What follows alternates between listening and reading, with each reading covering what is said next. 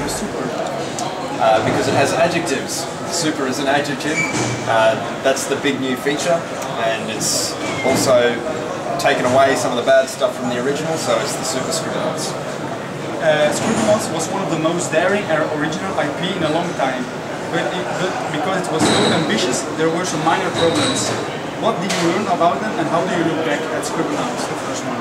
Well, we knew when we shipped the game that the controls were not up to the standard that we wanted.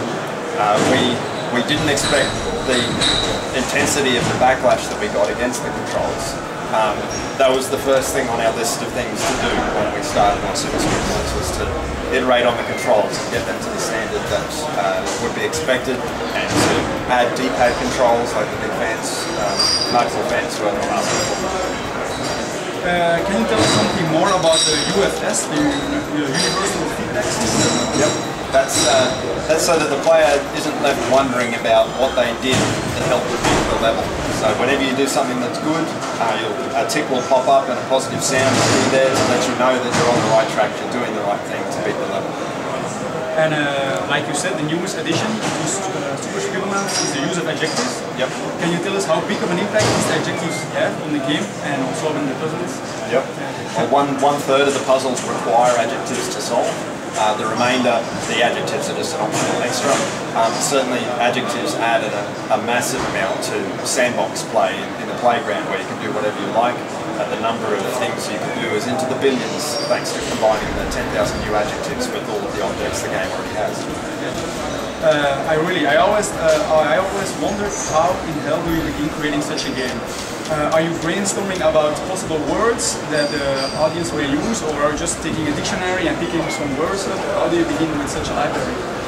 There was a design team, the dictionary team who built the original database of objects, and I think there was about 4 people working on that throughout the entire project. It's brainstorming gets you the stuff that people might use the most, but if you really want to claim that you can spawn anything, you have to pour through dictionaries and encyclopedias and Wikipedias and every source you can imagine to come up with all of the lists. For the adjectives, we actually, on our initial pass, we found about 60,000 potential adjectives. In the end, we only implemented 10,000, not because we couldn't do more, but because a lot of those other 50,000 were so obscure and didn't do anything you could see. So it's a big process to come up with all of the dictionary words. Actually, how big is the library of the game now? How many words are in total? The object dictionary has never been officially published, but it's in the tens of thousands, and adjective is about 10,000. I've heard there is a figure of speech, a level editor 2.0.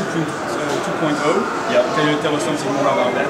Yep, the level editor now allows tile painting, so you can lay your own terrain however you like it.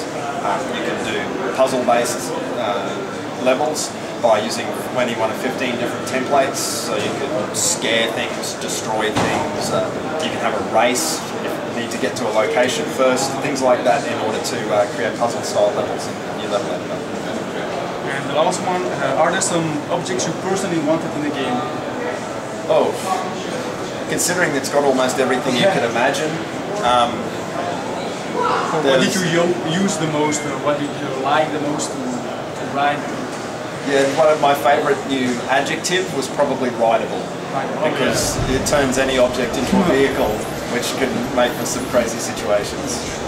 That's all. Thank you very much. Thank you.